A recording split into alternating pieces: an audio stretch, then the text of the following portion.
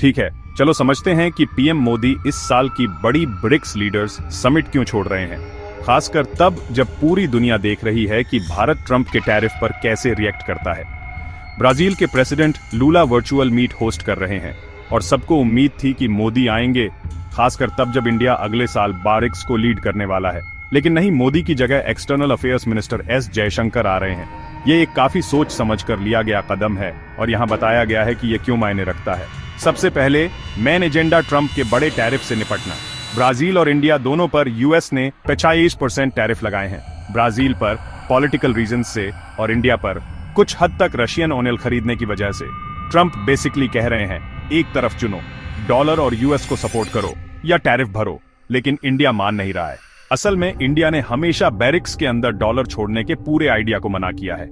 कोई डॉलर मुक्त नहीं, कम से कम इंडिया के लिए तो नहीं। तो मोदी ये समिट क्यों मिस कर रहे हैं? ये सब बैलेंस के बारे में है। कुछ समय पहले वह एससीओ समिट में थे, चाइना के शी जिनपिंग और रशिया के पुतिन के साथ थे, अपनी स्ट्रैटेजिक ऑटोनॉमी दिखा रहे थे। इंडिया एक पतली रस्सी पर चल रहा है, चाइना और रशिया के बहुत करीब नहीं, यूएस से बहुत दूर भी नहीं। अगर मोदी अब एक मीटिंग में आते हैं जहां सब यूएस के बारे में शिकायत कर रहे हैं, तो ऐसा लग सकता है कि इंडिया पक्ष चुन रहा है और न्यू दिल्ली को यह वाइब नहीं चाहिए। इस बीच यूएस ऑफिशियल्स प्रेशर बढ़ा रहे हैं, लगभग उन टैरिफ के साथ इंडिया को चिढ़ा रहे हैं।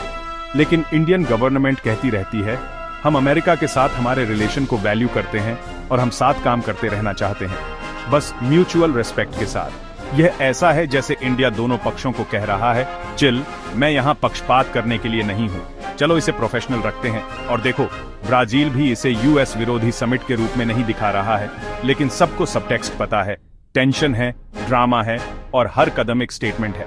मोदी का यह समिट छोड़ना एक साफ मैसेज देता है, इंडिया स्मार्ट खेलेगा, अपने ऑप्शन खुले रखेगा और किसी के कैंप में नहीं धकेला जाएगा। तो जैसे जैसे समिट आगे बढ़ती है, देखो क्या नहीं कहा जा रहा है और कौन रूम में नहीं है। कभी कभी स्ट्रैटेजी सिर्फ इस बारे में होती है कि कौन घर पर रहने का फैसला करता है। आपको क्या लगता है, पावर मूव या छूटा हुआ मौका? अपनी राय कमेंट्स में बताएं।